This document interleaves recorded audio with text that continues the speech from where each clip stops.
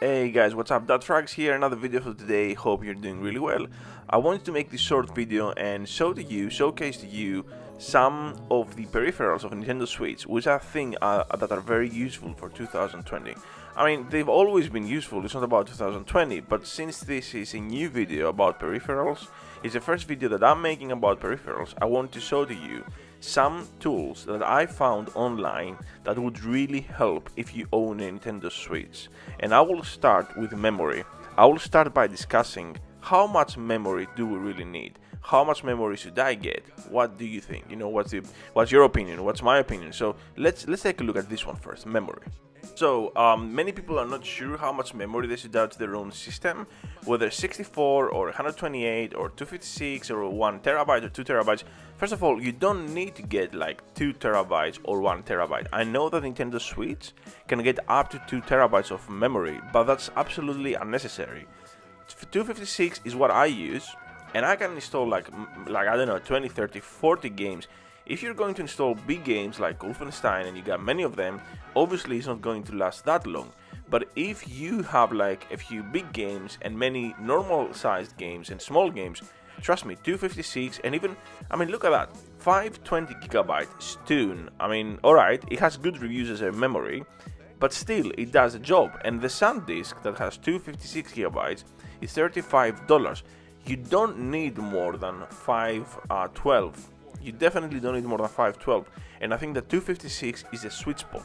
And try to avoid buying this memory from a local shop if it's way too expensive. For example, here in Estonia, the 256 memory in a big normal computer store costs about 120 euros. So, I mean, I know that we're all smart and we know how to shop, but try to avoid buying this from a local shop. They are actually way too expensive. No more than 40 bucks for 256, that's actually a really good price, and that's gonna be more than enough for your own system. Okay, next one, HyperX Charge Play Clutch charging case for Nintendo Switch. That's a new one actually, that's quite a recent one. And it's not really something necessary, but it's great if you are playing outside a lot. If you're spending lots of time outside, or you're visiting friends, or you don't have a power supply, an outlet or something. If you're using your Nintendo Switch, if you have the version 1, you know that the battery does not last that long. You know this, right? Because that was the main issue with version 1 Nintendo Switch. It lasts for quite a short time, but if you have a version 2, it lasts significantly longer. It's approximately 3 to 4 hours. So on a game like Doom, original Doom, which is not very heavy on the system, it can last for up to 3.5 hours, what I've noticed. But with this HyperX Charge Play, you get the chance to extend the battery life for up to 5 hours extra. So I think it gives you around 6 to 7 hours in total, which is not that much, but it's quite a lot in the, you know, it's quite much. If you can extend your play for another 100% more time, that's great. Alright, it comes with the kickstand for tabletop mode.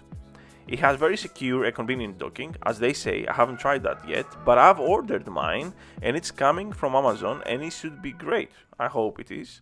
It has detachable Joy-Con grips, and that is really great because then you can have a better handle of the console. You can control it in a better way. But I think the gimmick here, the most important thing, is that it gives you so much battery. So I'm not 100% sure, although actually I am. Okay, I'll be honest. I am 100% sure this is going to be a worthwhile buy. It's gonna be a good buy. I haven't tested it myself, but it's from HyperX. What can go wrong, right? They have their own reputation. They know what they're doing. This is a good thing to buy. It extends your battery. The truth is, it makes your device thicker, bigger. Yes, true. But maybe you can use it to charge your device when you're not playing it and you're outside and you don't have an outlet.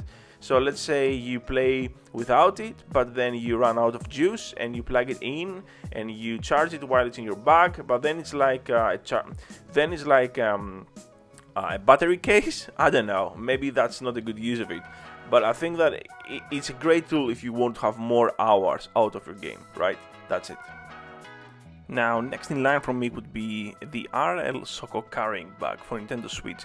This bad boy, man, look at what you can do with this bad boy. You can literally fit anything in there, right? You can have, like, you can put your Joy-Cons, you can put an extra controller, your Pro controller, You can put your console, you can put your dock, you can put your charging, your charger, you can put anything you like. That is the perfect bag in my opinion for traveling. And of course you don't have to get that particular bag. It's $37.99 without the fees, blah blah blah, in Estonia. To send that to Estonia would be quite expensive.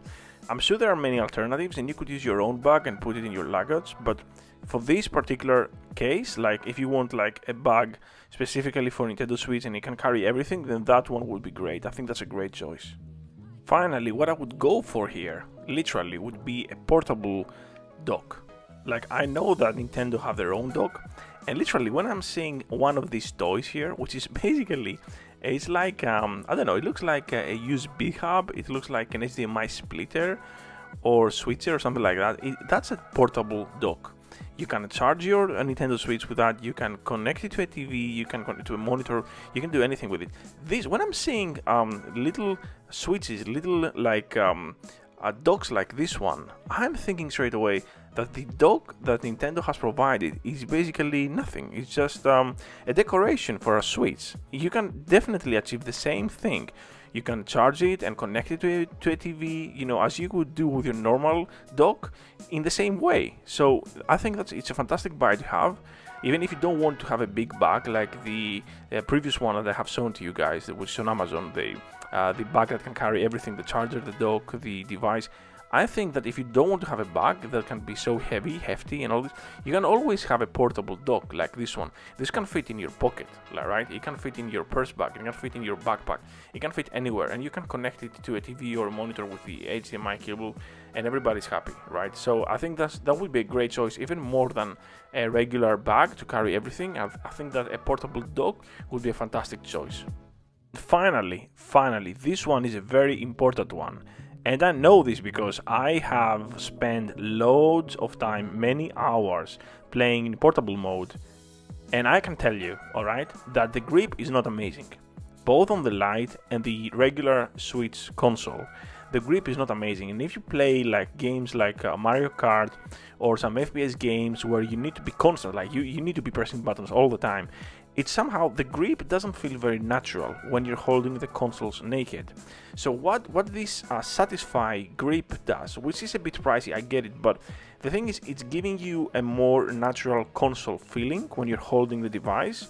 So your hands feel more natural, like the same way that they feel like when you're holding an Xbox controller or a PlayStation controller. Now, this one is the best, in my opinion, is the best thing to get. Right, because when you're playing long hours outside home and you're in portable mode, you want to have the best grip without really hurting your hands, because this is about it. You don't want to hurt your hands, you don't want to have any injuries, you don't want to feel uncomfortable. So this one, I would check that one a lot, because for Lite especially, the small one, my hands tend to hurt more rather than the original Switch, although the problem lies on both consoles. So that's about it, guys. These are the peripherals which I'm suggesting to you for this month. I'm sure there's more peripherals to come out. You know, we're gonna see something new, definitely. But these are the ones which I think are the most important and the coolest at the moment. Thank you very much for watching, and please don't forget to subscribe, like, or even turn on the notifications bell, because this will help me push my new videos to you if you're interested and you want to find out more about me every time I upload a video. Thanks a lot, and I'll see you next time. Cheers.